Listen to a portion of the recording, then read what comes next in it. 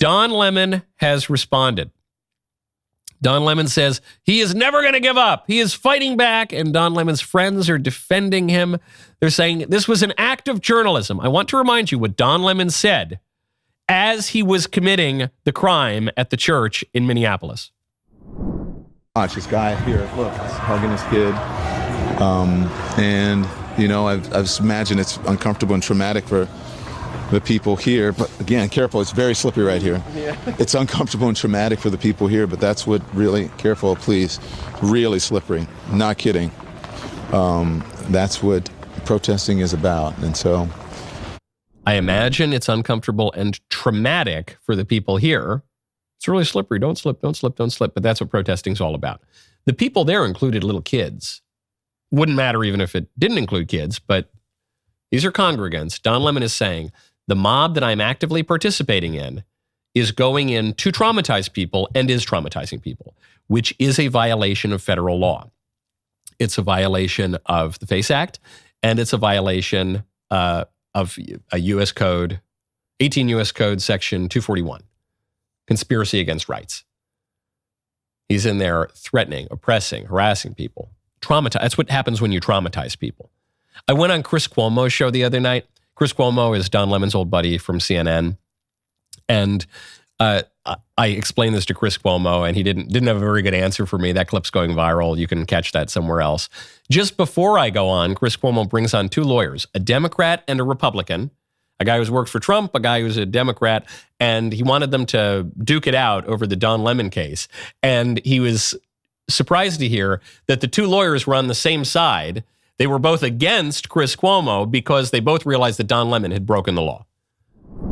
I mean, maybe he made some bad decisions. I don't know. I'm rooting for him, but... Hold on. Maybe he made bad decisions. Hold on, Bill. Maybe he made...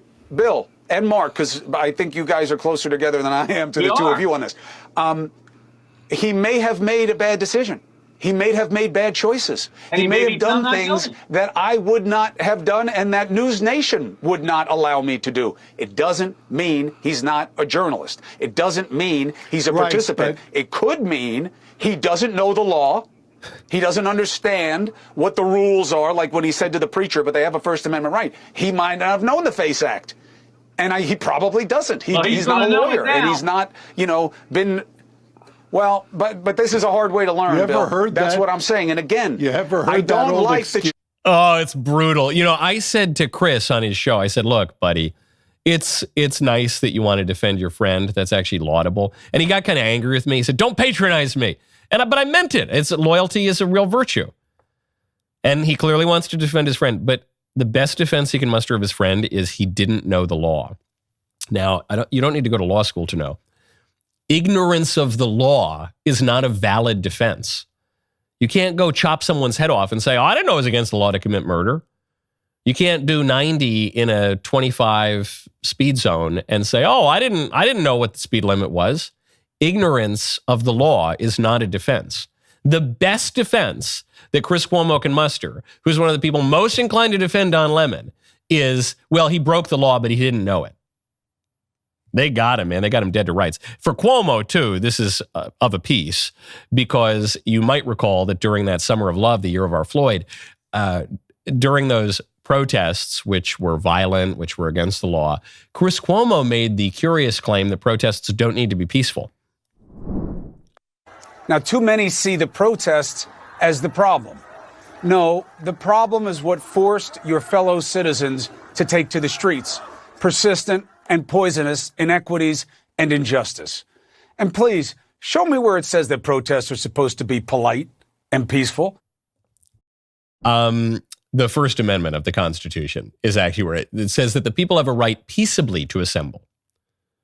Not violently. The right to protest is predicated on the protests being peaceful. It's in the First Amendment. Likewise, Don Lemon cannot claim First Amendment protections as a journalist to go actively participate in, that is, conspire with, serve coffee to, hide details, commit crimes with this mob that violated rights and broke the FACE Act, because you can't claim First Amendment protections when you are actively violating the First Amendment rights of others. Okay.